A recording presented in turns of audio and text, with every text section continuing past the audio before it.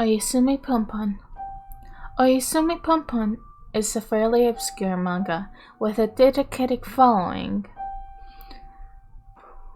This is because the Oyasumi Ponpon manga is a unique experience because not everybody interprets things the same way, and not everybody will relate to the same things. Heck, not everybody will like the same characters to the same degree. And that's okay, everybody's point is valid. At first, I didn't quite understand Oyasumi Ponpon because it was kinda messy. But you quickly understand that that is the point. The main character, Ponpon, is an unreliable narrator, which is okay. Not just because he's a child, but because the manga follows his daily life. And with daily life comes daily bias. A ton of stories that have unreliable narrators are very, very good. What stands out about him is that he's got nothing special about him. He's just a blank slate that later becomes his own person throughout his own experiences, an extension of the people who molded him, who molded his experiences in life, and to a degree an extension of the reader. I say an extension of the reader because it's not hard to relate to some of the scenarios that happen in Ponpon's life, whether they're for the better or for the worse. No one's life is the same,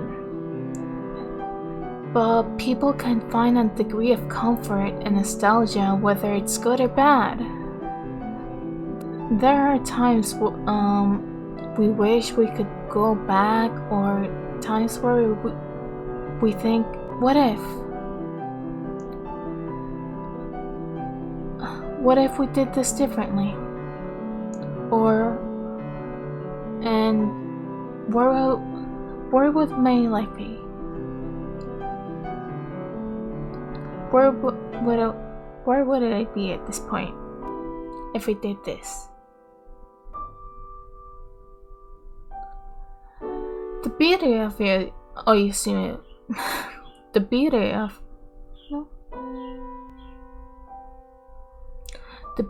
Oyasumi Ponpon is that the reader makes it what they want it to be. It is as impactful as the interpreter wants it to be. In my first reading and interpretation, each scene wields as much power as emotion as I, the reader and the interpreter, want to give it, as the other readers and interpreters do. As for me, I knew that he was suffering. I knew that we were along for the ride and we were also suffering. I never cried, even in the most saddening parts. I could just look away. Honestly, I went from the first. Honestly, at first, I went from shocked to jaded, and then I realized that it hit me. This is a manga of life and loss.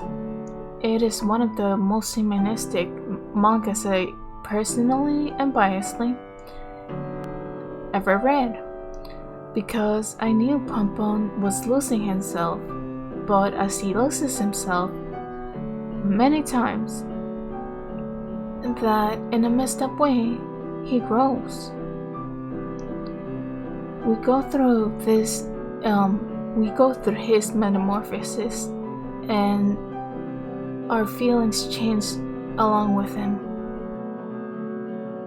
He started out as like a bird banana thing, and now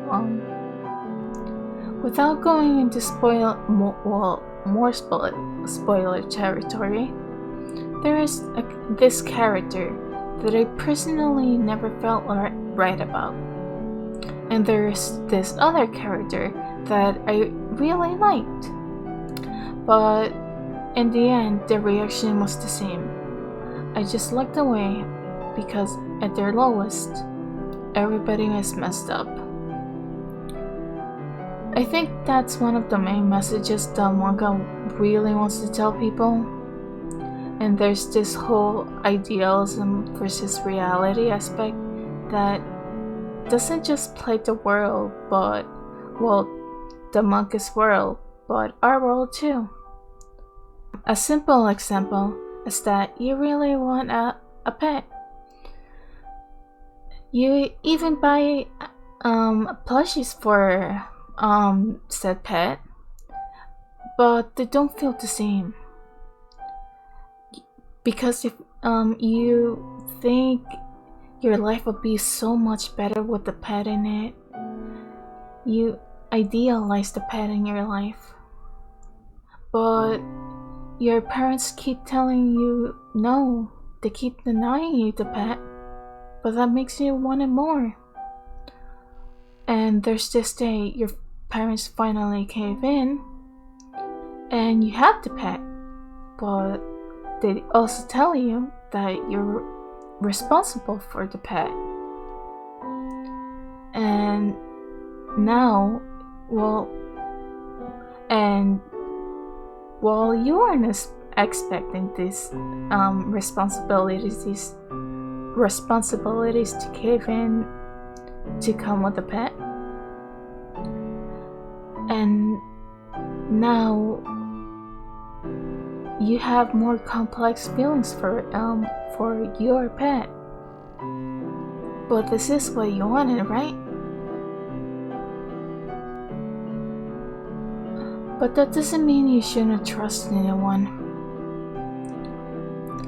Once you feel betrayed and like the whole world is against you, it is a really hellish hole to get out of. But there's always people who have the best interest for you. Because no matter how many people wronged you or how they wronged you, people will always accept you as you currently are. I feel like I should say this, but Pum Pum has several heavy themes, and if you're a person who doesn't like heavy themes and is not in the right headspace as of now,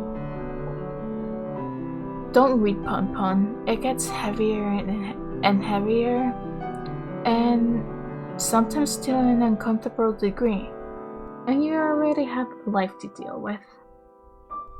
But if you feel like you're a person who wants to experience something at least once and likes the journey and can handle said things, then go for it.